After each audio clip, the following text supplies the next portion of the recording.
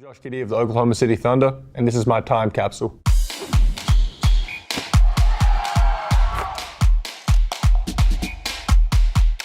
"12.5 points, 7.5 rebounds, and 6.5 assists. I'm averaging 16 points, 8 rebounds, and 6 assists. I have 340,000 Instagram followers, and I have 495,000 TikTok followers. Instagram, I have, I think, about 430-something thousand followers. TikTok is about 750,000 followers. My last post was like a little photo dump, just a bunch of photos from the last, 2 or 3 weeks. I like to do that every so often. I gave my Instagram away earlier this year. I didn't want to see anything on social media. Nothing bad was happening or anything. I just wanted to get off it. I'm back on it now. I just felt like I was missing out on so much. I want to achieve as many wins as possible with our team. We've got a young team, so the more we can grow and learn together, the better it's going to be going forward and for the future. I think we have, not many. I think maybe like 20, somewhere in the 20s this year. And hopefully next year it can be up. Our goal always internally was to be a playoff team. And the guys that we've had have grown a lot. The new guys that have come in have really helped us. So it's obviously exciting. We're all in very similar parts of our careers in the early stages. So it's a very tight group. There's a lot of tough players in the NBA that you have to guard every night. Steph was one of the toughest, Devin Booker. I mean, these guys were my matchups, but when you get switched onto them, they're always tough guys to guard. I don't necessarily have to guard these guys, but when I've got switched onto them, I'd say Steph and Damian Lillard. I think their ability to shoot from pretty much anywhere when they cross that half-court line, you have to pick them up high. I still think, guys target you, when you're a young guy in the league. Probably a left to right crossover. I've done that for a while, the left to right crossover. My favorite move now is probably spin move. I've started doing it a lot when I get into the paint. Spin move into a floater. I'd say smart, IQ, and pass first. I'm not the most athletic, not the fastest, strongest guy, but I think, those things you can't really be taught. I'm a lot bigger than the average guard at that size. I do things, my own way. I'd say my parents are the big ones that inspire me. From a young age, they played basketball for a long time in their careers. They coached me all the way up through my junior career, and they've had a big impact on where I'm at today. My parents definitely do still inspire me. They're the main two. That's who you do it for. If you ask any player in the league. My sister lives with me. She goes to she plays college basketball in Oklahoma, and she was actually there before I was. So it worked out well. I got drafted to where the city she was at, and my younger sisters, they still go to school back in Australia. So it's just trying to coordinate that. But obviously really close to my mum and my dad. The first one is probably getting healthy. The second thing I'm excited for is going back, seeing my family and friends back home in Australia after the season. Third one, I'm excited for the off season, just to, it's the most important time of the year, I think, when guys separate themselves from the rest of the NBA, and so many things I got to work on. Hopefully a playoff run. The World Cup's this summer, so I'm excited for that to represent my country. Really excited to go back home and see all my friends and family that I haven't been able to see. I haven't been home in 12 months, so it'll be good to see everyone when I get back. Yeah. Probably the peace and quiet. There's no traffic, everything's 10 minutes away. I love the city. I'm a big fan of it. It's different to where I'm from. I'm from a really busy city. There's always stuff happening, but Oklahoma's nice and quiet. The people. The nicest people I've met. They're all big Thunder fans in that city. It's a small city. I'm sure the other guys will tell you as well. Whenever we're out about in town, the people around are so respectful, so good to us. Driving on the other side of the road.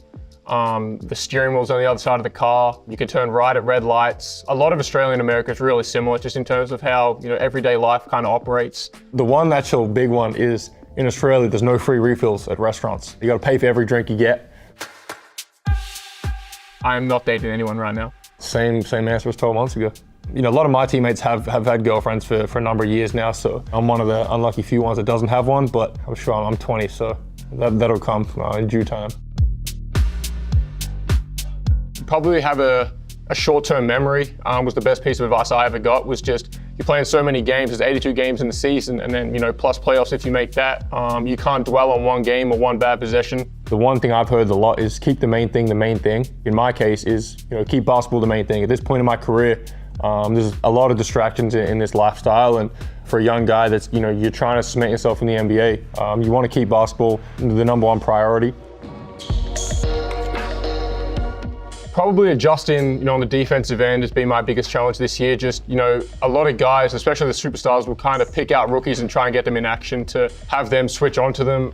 LeBron was the big one. He pointed at the guy I was defending to send him a ball screen and get me to switch into it. Probably another challenge for a rookie is, you hit the rookie wall. They talk about midway through the season, you've never played that many games before. That can be challenging. And then they talk about sophomore, when they say sophomore slump. And I had that, earlier in the season. There was probably, a 3-week stretch that I was really struggling. Felt like I couldn't do anything right out there on the floor. But when you talk to other guys around the league, you feel alone in the moment, but everyone goes through it.